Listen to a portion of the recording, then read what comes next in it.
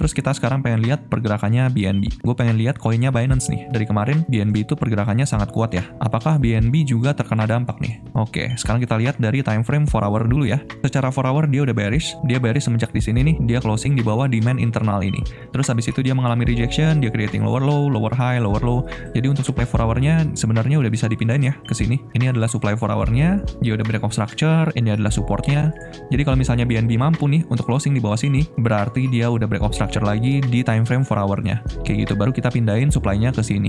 Tapi karena ini belum, jadi kita lihat aja pergerakan berikutnya. Kalau dari daily-nya di sini ada kabar buruk ya. Di sini kelihatan dia closing di bawah demand daily ini nih. Jadi secara daily pun sekarang kelihatan di sini ada tanda-tanda dia MSS to bearish. Jadi sekelas BNB aja dia udah MSS to bearish ya di daily-nya. Bisa dilihat di sini. Di sini BNB creating higher high, higher low, higher high, terus higher low terakhirnya langsung di breakdown nih.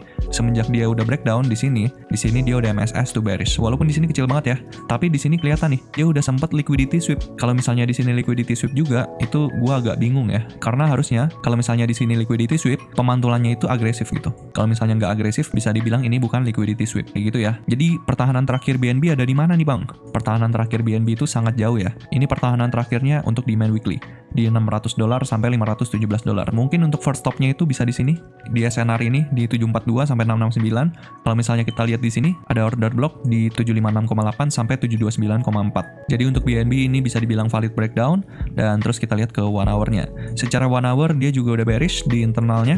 Di sini adalah pullback terakhirnya, dia udah berhasil untuk creating lower low dan untuk supply terakhirnya ada di sini. Oh, ternyata BNB udah bearish semenjak di sini nih. Karena di sini last pullback dia creating higher high, dia creating lower low, terus di internal structure-nya, nah ini kelihatan nih. Dia mengalami rejection di internal supply ini, terus habis itu mungkin dia mengalami rejection dari, nah kelihatan nih, dia mengalami rejection dari 0,79 retest nggak mampu closing di atasnya, terus habis itu dia rejection kenceng. Kayak gitu ya untuk BNB. So internal structure-nya juga sama di 15 menit, jadi kita pakai structure di 1 hour-nya aja.